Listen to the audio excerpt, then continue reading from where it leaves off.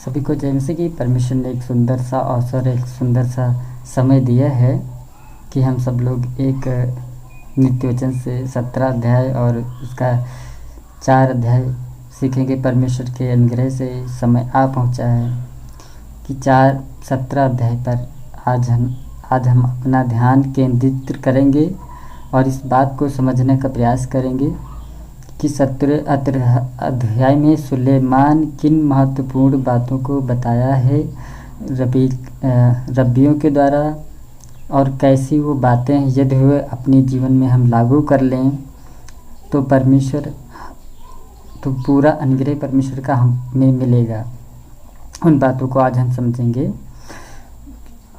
17 और चौथे वचन में लिखा है, बहुत महत्वपूर्ण बात लिखी हुई है कि कुकर्मी अनर्थ बात को ध्यान देके सुनता है। कुकर्मी कौन है?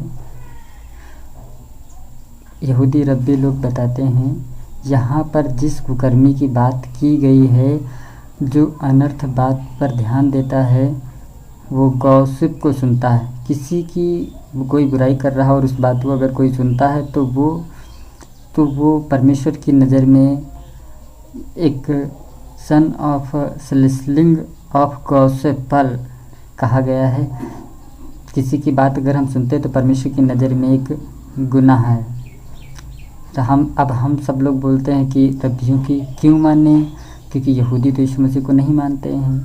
बात भी सही है बिल्कुल। जैसे आपके बचने का कोई भी रास्ता नहीं है। निर्गमन की पुस्तक और उसका 23 अध्याय पहले वचन में लिखा है, यही बात वहाँ पर भी बताई गई है। किसी की झूठी बुराई न करना और किसी की बुरी बातों को न फैलाना, अन्यायी साक्षी होकर दुष्ट का साथ न देना।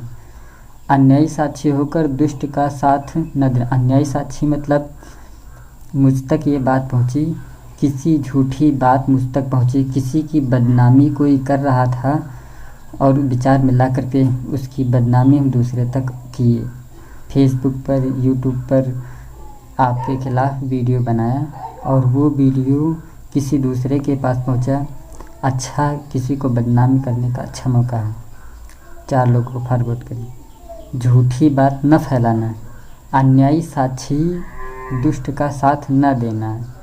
वो जो सब कुछ जानबूझ के बुराई कर रहा है उसका साथ मत देना। तो यहाँ पर कुकर्मी अनर्थ बातों को ध्यान दे करके सुनता है। यहूदी ज्ञानी पुरुष 23 और 1 के आधार पर घोषित किया गया है। लेकिन हम दूसरों की कितनी मज़े से बदनामी करते हैं। सुनते हैं तो वहाँ तो ठीक है, सुनने के साथ साथ और उसकी बात को फैलाते हैं, दूसरे से कहते हैं। इसके अलावा मुझे तो कुछ भी नहीं पता है। साथ ही अगर कोई इस बात को कहता है, कोई गॉसिप सुनता है खड़ा हो करके, तो मैं तो बस सिर्फ सुन रहा था बात क्या चल रही थी, मैं इसकी बातों पर विश्वास तो नहीं करता है। ना ही वो व्यक्ति विश्वास करता है जो सुन रहा था। वो बोलेगा फलाना उसके बारे में ये कह रहा था, वो हमसे ऐसी बातें कह रहे थे। वो तो कहते बस मैं तो सुन रहा था, मैं तो ऐसी बातों पर विश्वास ही नहीं करता। यहूदी रब्बी बताते हैं जानकारी लेने के लिए हम सुनते हैं, क्योंकि लिखा है निर्गमन 23:1 में कि तुम ऐसा काम मत करना। निर्गमन 23 और 1 में लिखा है कि तुम किसी की अन्यायी बात का ना हो। और अब विश्वासियों को तो पता भी नहीं कि परमेश्वर के कौन से नियमों का हम लोग उल्लंघन कर रहे हैं। यहूदी रब्बी इस बात को कहते हैं। 2 प्रकार के लोगों के बारे में बता रहा हूँ। 2 प्रकार के कैसे, कौन से लोग हैं? जो दूसरों की पहले तो एक वो जो दूसरों की बुराइयाँ बहुत मज़े ले करके करते हैं। ऐसे लोग पाए जाते हैं, हर जगह मिल जाएंगे। मसीही लोग फेसबुक पर, आप बस बुराई कर दीजिए उनकी, अभी उनकी बुराई कर दो उनकी चुगली कर दो, दूसरे से उनकी बातें कह दो, बहुत खुश हो जाएंगे तुम पर वो परमेश्वर की नज़र में बहुत बड़ा एक गुनाह है। वो बहुत बड़ा एक गुनाह है परमेश्वर की नज़र में। निर्गमन 23 और 1 के आधार पर झूठी बात तुम किसी की ना फैलाना। पर आज हर एक ज़्यादातर लोग किसी की यूट्यूब पर किसी की परमेश्वर ने उसे अभिषेक करके उसे ठहराया है और आप उसकी फेसबुक पर यूट्यूब पर उसे गालियां दे रहे हो, उसकी बदनामी कर रहे हो कि ये फलाना तो ऐसा है, फलाना तो वैसा है, वो ऐसा करता, वो वैसा करता है।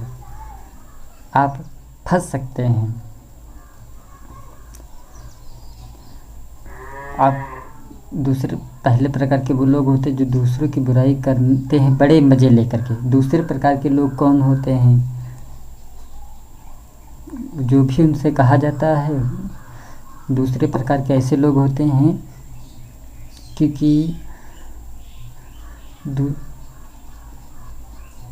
वो लोग होते हैं जो भी उनसे कुछ कहा जाता है विश्वास कर लेते हैं। कुछ भी उनसे कहे तो वो विश्वास कर लेंगे। दूसरे प्रकार के ये लोग, उसने उनसे ये कहा, उसने उनसे कहा, बेहतर उन्होंने विश्वास कर लिया। ये सब कभी नहीं है। दोनों प्रकार के विश्वासी एक पाप करते हैं, सिन ऑफ लिसनिंग। ये गॉसिप सुनने का पाप करते हैं। मैं तो विश्वास नहीं करता, मैं भी सुन रहे थे फिर भी आप पाप कर रहे थे, ऐसी बात बताई हुई है। यही बात नित्य वचन 17 उसके 4 में बताई हुई है। कुकर्मियों की अनर्थ बातों को ध्यान दे करके सुनता है और झूठा मनुष्य दुष्टता की बातों की ओर कान लगाता है। कैसे करता है? आपको किसी ने बताया कि फलाने ने विचार किया है। अब आप क्या कर रहे हैं? आप वही बात दूसरों लोगों तक पहुंचा रहे हैं।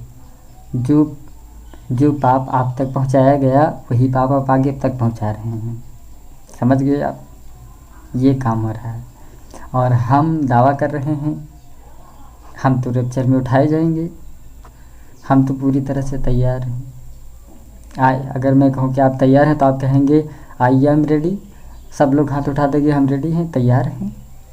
हम स्वर्ग के राज्य के वारिस बनने जा रहे हैं। हम परमेश्वर के राज्य की नागरिकता मिलने जा रही है। किसी देश की अगर देश में जाओ तो कितनी फॉर्मेलिटी को पूरा करना पड़ता है, कितनी कागजी कार्रवाई को पूरा करना पड़ता है, तब जाके आप जा पाते हैं दूसरे देश को। तभी आपको वीज़ा मिलेगा, वरना आपको नहीं मिलेगा। और फिर तो आप तो स्वर्ग जा रहे हैं। स्वर्ग की सिटीजन आपको समझनी पड़ेगी। अभी यीशु मसीह आ जाए आप चले जाएंगे। क्या आप तैयार हैं वास्तव में, हकीकत में? आपने खुद को जांचना छोड़ दिया है। हम दूसरों को जांचते हैं पर खुद को नहीं। दूसरा तो उसको आप जांचेंगे, उसकी आप गलतियां बताएंगे और अपनी गलतियों को मान लेगा, वो तो स्वर्ग चला जाएगा, रह जाएंगे आप दूसरों की गलतियां निकालते रह जाएंगे। तो कान लगाते हैं। झूठा मनुष्य, यहाँ पर लिखा है कि झूठा मनुष्य दुष्टता की बातों की ओर कान लगाता है। झूठा मनुष्य दुष्टता की ओर कान लगाता है, यानी कि मित्र और यहूदी ज्ञानी पुरुष कहते हैं, चेतावनी देते हैं, अगर आपका मित्र, अगर आपका रिश्तेदार, अगर आपका कोई साथी या आपका संबंधी आपकी बुराई दूसरे के मुँह से सुन रहा है तो ऐसे व्यक्ति पर आप कभी भी भरोसा ना करो। चाहे कितना भी गहरा मित्र हो, कितना ही आपका रिलेटिव हो, उस व्यक्ति पर आप भरोसा मत करना, विश्वास मत करना। इंटेलिजेंस कहते हैं, जो आपकी बुराई से ही दूसरे से सुन सकता है वो फ्यूचर में जा कर के वो बहुत बड़ा नुकसान करेगा ही करेगा। वो कभी भी आपकी बुराई किसी से कर सकता है, कभी भी सुन सकते हैं आप। ठीक है।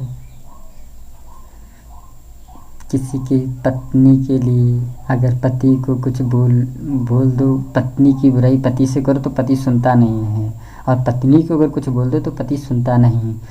अगर पति अपनी पत्नी की बुराई सुन रहा है, पत्नी अपने पति की बुराई सुन रही है, यानी कि उन दोनों का कभी भी कोई भी बहुत भारी नुकसान कर सकता है। तो यहाँ पर यही बात बताई गई है। तो हमको ये गॉसिप से बच के रहना है। आज मसीह के सुसमाचार को बिगाड़ दिया है, इस मसीह समाचार को बिगाड़ दिया। और जो सोशल मीडिया है इसकी तो पूछो मत। पहले एक तो मसीहियों के पास चांद था ही, और इसने सोशल मीडिया ने 4 और चांद ला के लगा दी, अब 4 हो गए। अब हम देखेंगे 17 और 5। जो निर्धन की को ठट्ठों में उड़ाता है, यह उसके कर्ता यानी कि परमेश्वर की निंदा करता है। और जो किसी की विपत्ति पर हंसता है, निर्देश यहूदी रब्बी लोग कहते हैं कि यदि किसी की मृत्यु हो जाती है और वो मर जाता है, उसे वहाँ पर निर्धन कहा गया है। अगर जब कोई मर जाता है, हम हिंदी में कहते हैं उसका निधन हो गया या वो मर गया, सब कुछ छोड़ गया, अब उसके पास कुछ भी नहीं बचा। निर्धन जो यहाँ पर शब्द इस्तेमाल हुआ है, निर्धन, मृतक जो है निर्धन होता है, यही बात तो लिखी हुई है। मृतक जो है, जो मर गया, इसके पास तो कुछ भी नहीं, चाहे इसके पास अरबों रुपए हैं, करोड़ों रुपए का व्यक्ति हो, अब ये मर गया, अब इसके पास कुछ भी नहीं संसार में, आत्मिक में। इसलिए इसको कहते हैं इसका निधन हो गया। निधन, धन छोड़ गया और निधन हो गया। जो बाइबल में लिखा है कि जो निर्धन की ठट्ठा करता है, वो कर्ता की निंदा करता है, यानी परमेश्वर की निंदा करता है। जो रब्बी इस बात को बताता है कि किसी मरे हुए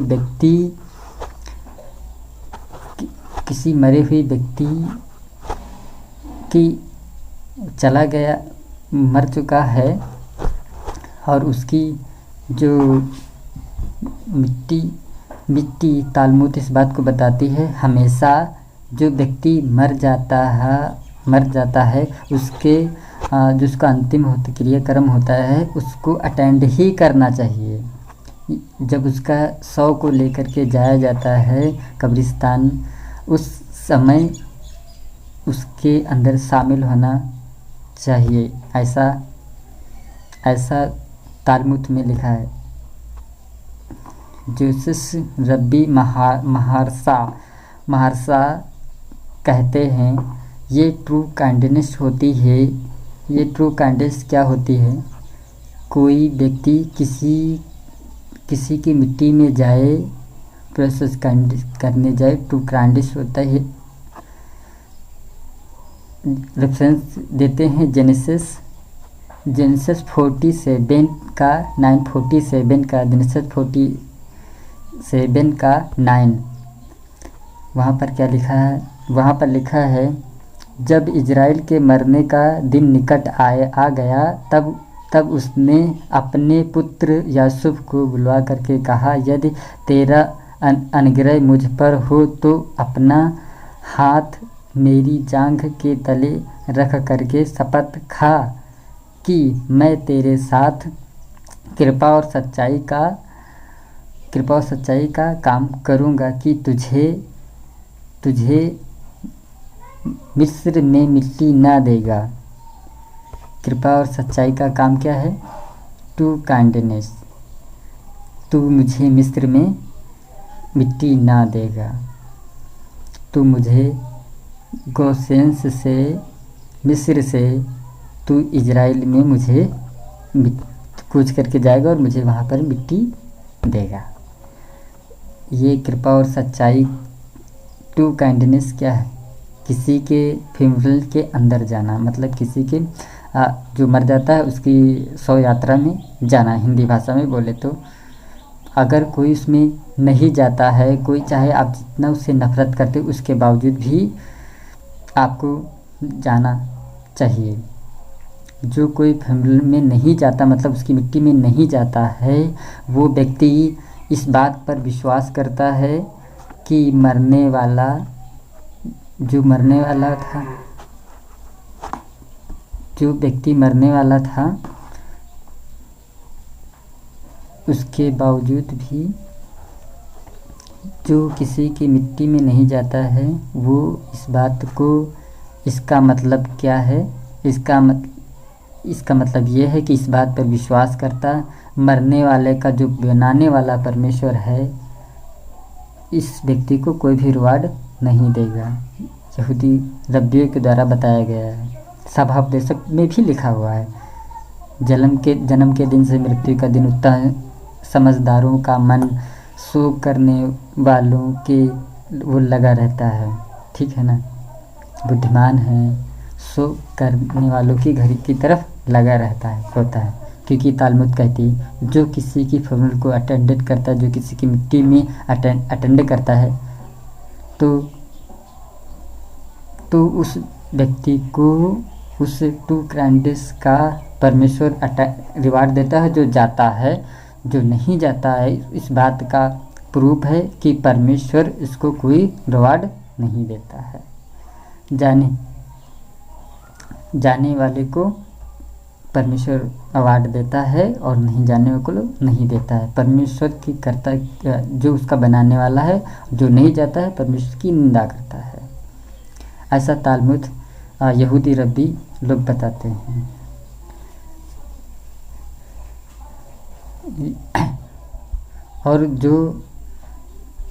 और आगे भी कुछ है कि जो लोग अटेंड नहीं करते हैं और जो इस बात को कहता है, जानता है, हो सकता है परमेश्वर के इस काम के लिए कुछ भी ना करे, ठट्ठों में उड़ाता है, किसी को ठट्ठों में उड़ाता है, वही की वही विपत्ति जो मरने वाले पर थी वही उस पर आ जाती है, तो ठट्ठों में उसे उड़ाता है, अरे ये तो मर गया, ऐसे वैसे करके जो भी बातें होती हैं। नीतिवचन 17 और 5, जो निर्धन को ठट्ठों में उड़ाता है, जो ठट्ठों में उसे उड़ाता है, उस मिद्रास में लिखा है, मिसास तन खुमा में लिखा है, 110वीं विपत्ति मिस्रियों के ऊपर भेजी थी, पहलौठों को परमेश्वर ने मार दिया था। तो ये विपत्ति जो थी, ये विपत्ति नॉन इजिप्शियन पर आई थी, यहूदियों पर नहीं है। मिस्र के अंदर जो और दूसरे लोग राहत करते थे उन पर आई थी, पर परमेश्वर के लोगों पर नहीं आई थी। तो आप सभी को जय मसीह की। मिलते हैं फिर एक और वीडियो के साथ में। आइए हम छोटी सी प्रार्थना करेंगे। धन्यवाद सनातन काल के विराट परमेश्वर, असीमित अद्वितीय तुल्य परमेश्वर, प्रभु हम आपका धन्यवाद करते हैं। स्वर्ग और पृथ्वी को बनाने वाले परमेश्वर, हम आपका धन्यवाद करें प्रभु। जो इस वीडियो को देखे परमेश्वर से आशीषित हो, समझ आए, से ज्ञान आए, बुद्धि आए प्रभु। और प्रभु हमने क्या आपके हाथों में सब कुछ सारी चीज़ों को सौंप देता है प्रभु। वचन के द्वारा लोगों के मनों में एक बदलाव आने पाए और वो सही दिशा और सही मार्ग की तरफ चलने पाए। मेरे राजाओं के राजा और मेरे प्रभु आपकी महिमा, आपकी स्तुति, आपकी दया, आपकी करुणा, सच्चे और अच्छे परमेश्वर हम आपको धन्यवाद करते हैं। सुन और कबूल कर देता है। आमीन आमीन। जय मसीह की।